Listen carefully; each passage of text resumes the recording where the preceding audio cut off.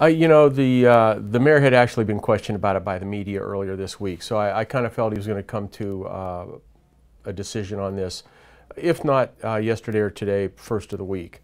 So it wasn't totally unexpected, but he called me down this morning and then informed me that he'd like me to stay on as the chief of police, and of course I agreed, and you know, we'll go forward from there.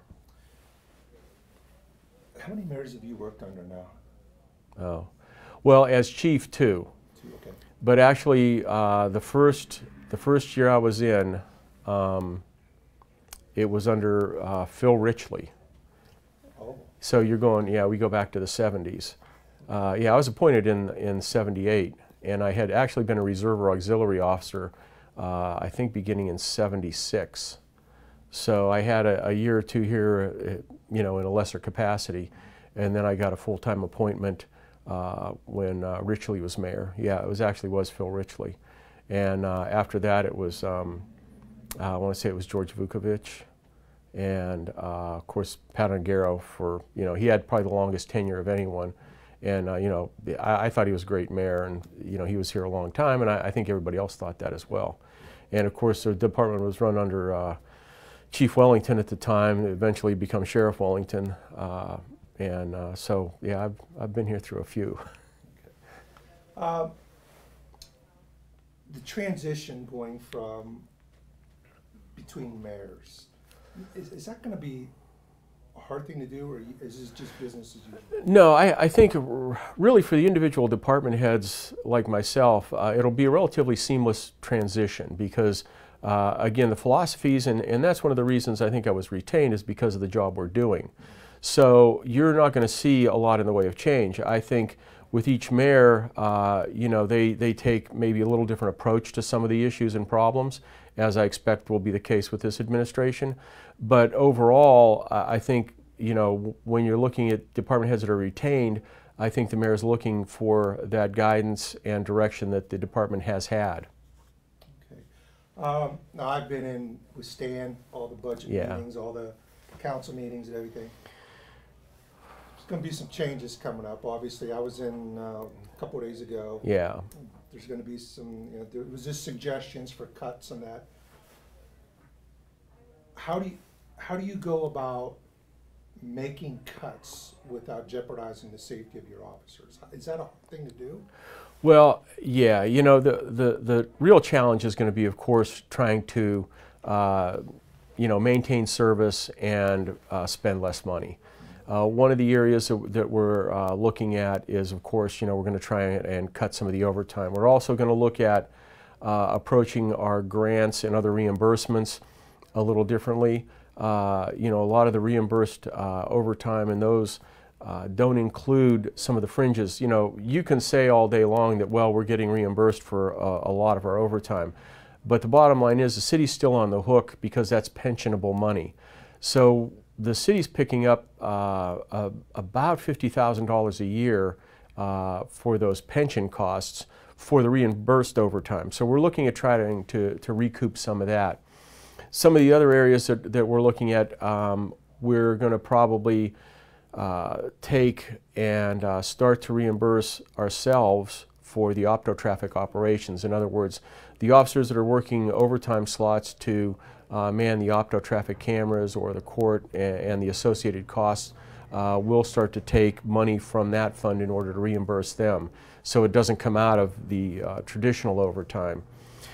Unfortunately, there are fixed expenses we're not going to change with that overtime, and two of them off the top of my head are, first of all, holidays, which again contractually we're going to be paying that, and that's not going to change much. The other thing is court time.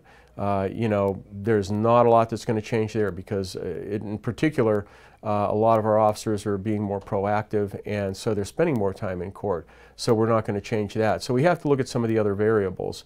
And another thing will be some of our extra operations, whether they're saturation patrols, vice operations, and the like. We'll start to look at trying to adjust hours and do things a little differently there. Will there be a little change in the level of service? Hopefully not noticeably, but yes, there will be. I know as the chief, you look ahead maybe 2 to 4 years, whatever it is, and you lay down a goal as where you want your department to be. Now with the budget cuts, does that hurt? I mean, does it? Sure, the challenge is going to be to maintain service and maintain, particularly when you talk about service, we talk about staffing. We have to watch that we approach what we have as kind of a tipping point when it comes to how many folks we have to have in order to access the COPS grant and the CDA grants that really help fund our community policing in particular, as well as a few other officers. So in order to access that money, we have to maintain a certain level of staffing. So that's what we're looking at is cuts other places in order to maintain our staffing level, in order to continue to provide the level of service we have now. You know, I could easily say, you know, we're going to anticipate we could anticipate attrition this year, probably about 10 folks we're going to have leave. So we would probably not experience layoffs in either event. But if I have 10 less people to do the job with, I've got to start looking at realigning where we have, again, staffing. Staff levels right now, are they where? Staffing levels are comfortable right now. Would I like to have, you know, about 4 or 5 officers? Yeah, certainly. You know, what I look at is, you know, and again, one of the other areas we're looking at trying to reduce the overtime is through where we have officers working a 6th day, where we have vacancies in our patrol division on the 3 shifts. And if we can maintain staffing, well, then we're not triggering as much of that overtime. I mean, I like to see the officers have an opportunity to make some overtime when they want to, and there'll still be, you know, plenty of opportunity for that. However, what I really want to avoid is that overtime where we have officers that are mandated. In other words, where we have them come out, the turn is short, and they have to keep somebody over, because I don't need an exhausted or a fatigued officer making a decision that might impact all of us after he's been working for a straight 14 hours, maybe been up 20 hours since he slept. We do not want to have that happen. The other thing is, of course, you know, they're out there driving cars. I mean, you know, what we do is police service. How do we deliver those services? We put officers out in cars. They answer calls. And so we don't really want them operating motor vehicles in that state of fatigue either. So we're going to try to reduce that by maintaining our staffing. So it's a balancing act for us. You know, keep our staffing up, reduce the overtime through those 6 days, and you know, hopefully that'll help out as well. Okay. And in the future, any changes that you hope to see? You know, we've got a couple things on the drawing board that I think if they pan out, they'll deliver some significant savings to us.